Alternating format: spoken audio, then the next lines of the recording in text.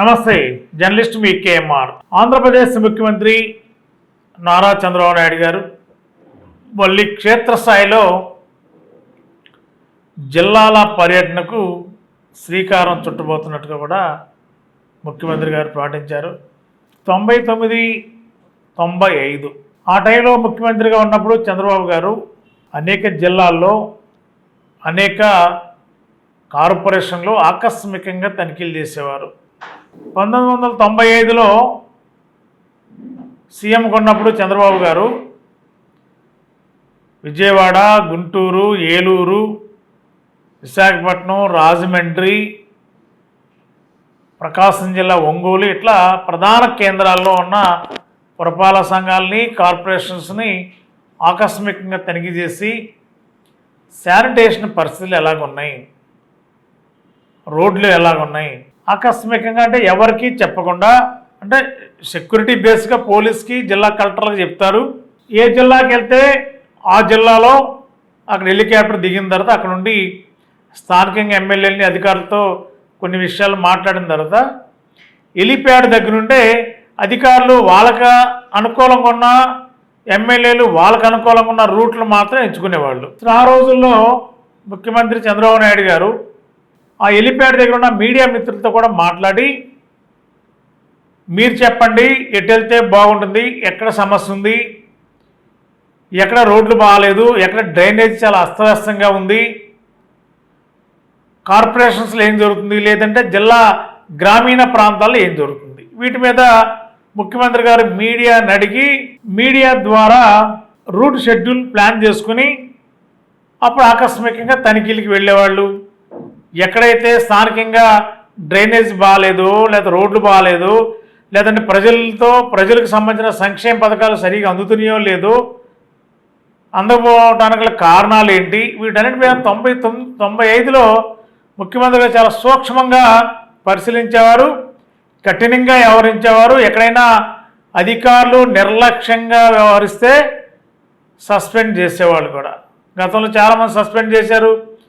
మరి అలాంటి పరిస్థితుల్లోనే కొన్ని జిల్లాలకు కానీ, కార్పొరేషన్స్ కానీ, ఐఏఎస్ ఆఫీసర్స్ కూడా కమిషనర్లు గాను, జిల్లాలో కొంతమంది అధికారులని సస్పెండ్ చేస్తే వాళ్ళ స్థానంలో కొత్త అధికారిని తీసుకొచ్చి నియామకం చేయడం ఇట్లా చేసేవారు 95లో.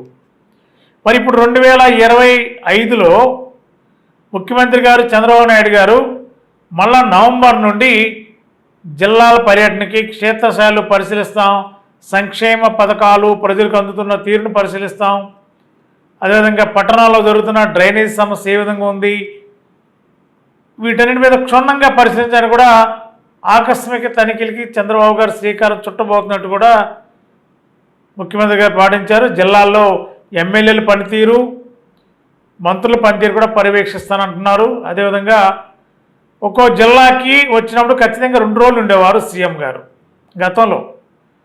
మరి ఇప్పుడు కూడా 2 రోజులు జిల్లాలో ఒక్కో జిల్లా పర్యటనకు వచ్చి ఒక డే అంతా ఆకస్మిక తనిఖీలు, ఆ రోజే జిల్లా అధికార యంత్రాంగంతో పొలిటికల్గా ఎమ్మెల్యేలు, ఎంపీలు, మంత్రులతో సమీక్ష చేసి ఆ తర్వాత నెక్స్ట్ డే కేవలం పొలిటికల్, జిల్లాల్లో ఎమ్మెల్యేలు ఎలాగున్నారు, ప్రజలకు దగ్గరగా ఉన్నారా లేరా, ప్రభుత్వం ఇస్తున్న సంక్షేమ పథకాలు ప్రజలకు అందించే విషయంలో ఎమ్మెల్యేల పాత్ర ఏంటి, రాజకీయంగా 2వ రోజున సమీక్షలు జరిపేవారు గతంలో. మరి ఈసారి కూడా 25లో సీఎం గారు జిల్లాల పర్యటనకు వచ్చినప్పుడు మరి ఆకస్మిక తనిఖీలకి పరిమితం అవుతారా, లేదంటే 2 రోజులు పర్యటన శ్రీకారం చుట్టి ఎమ్మెల్యేలతో ఒక రోజు, అధికారులతో ఒక రోజు, ఇవన్నీ పెట్టుకుని 2 రోజులు జిల్లాలు పర్యటన చేస్తారనేది క్లారిటీ రావాలి. ఏదేమైనా ముఖ్యమంత్రి గారు జిల్లాల పర్యటన శ్రీకారం చుడతామని చెప్పి ప్రకటించిన నేపథ్యంలో ముఖ్యమంత్రి గారు జిల్లాలకు వస్తే ఇది వరకు అంత భయం అధికార యంత్రాంగంలో ఉంటుందా? ఇప్పుడంతా కూడా రాజకీయ భాగస్వామ్యంతోనే ఉద్యోగాల్లో చాలామంది అధికారులు వారి యొక్క రిఫరెన్స్లతోనే ఉద్యోగాల్లో చేరుతున్నారు. మరి ముఖ్యమంత్రి వచ్చి స్వయంగా రంగంలో దిగితే ఖచ్చితంగా మరి ముఖ్యమంత్రి యాక్షన్ తీసుకుంటే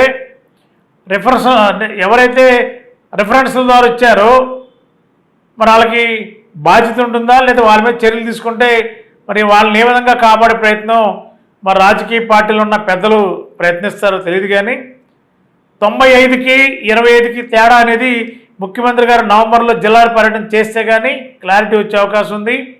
మరి అప్పటికి ఇప్పటికీ ఆ మార్పులు కనిపిస్తున్నాయి. మరి ఇప్పుడైతే ప్రజలు చాలా అవేర్నెస్ వచ్చింది ప్రజల్లో. రాజకీయ నాయకులు కూడా మరి కొంతమంది దగ్గరగా ఉంటున్నారు, కొంతమంది అంతంత మాత్రంగానే ఉంటున్నారు. మరి ఇవన్నీ కూడా మరి కలెక్టర్ని, రాజకీయ నాయకుల యొక్క పనితీరుని ఎప్పటికప్పుడే పర్యవేక్షించడం, ప్రజలకు అందుతున్న సేవలు ఏ విధంగా అందుతున్నాయో తెలుసుకునే విషయంలో 2025లో ముఖ్యమంత్రి గారి పర్యటన, జిల్లాల పర్యటనలో ఎలాంటి స్పందన ఉంటుందో చూడాలి. ఎలాంటి బాధ్యత రాజకీయ నాయకుల అధికారులు ఉంటుందో చూడాలి. మరి ఇలాంటి పర్యటనలు చేస్తారని చెప్పి ముఖ్యమంత్రి గారు చెప్పడం ఒక విధంగా జిల్లాల్లో కొంతమంది అధికారులకి భయం ఉండొచ్చు, కొంతమంది అధికారులు లైట్గా తీసుకోవచ్చు.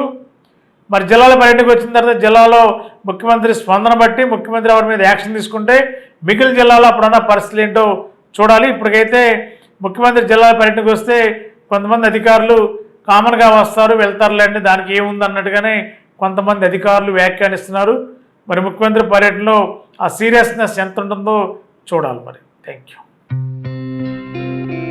గత 20 సంవత్సరాలుగా దంత సమస్యలతో పాటు దవడ మరియు ముఖ సంబంధ సమస్యలకు చక్కని చికిత్సలు అందిస్తున్న శ్రీ రామకృష్ణ దంత వైద్యశాల, నరసింహారావుపేట, ఏలూరు.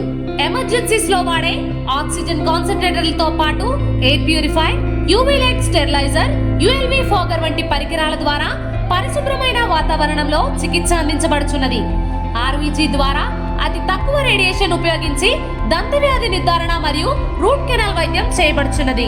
డెంటల్ లేజర్ ద్వారా కుట్లు లేకుండా సర్జరీలు, ఇంప్లాంట్స్ కిట్స్ ద్వారా పళ్ళు లేని వారికి ఫిక్స్డ్ దంతాలు, రూట్ కెనాల్ చికిత్సలకు ఎండో మోటార్ వంటి ఆధునిక పరికరాలు కలిగిన నమ్మకమైన డెంటల్ క్లినిక్.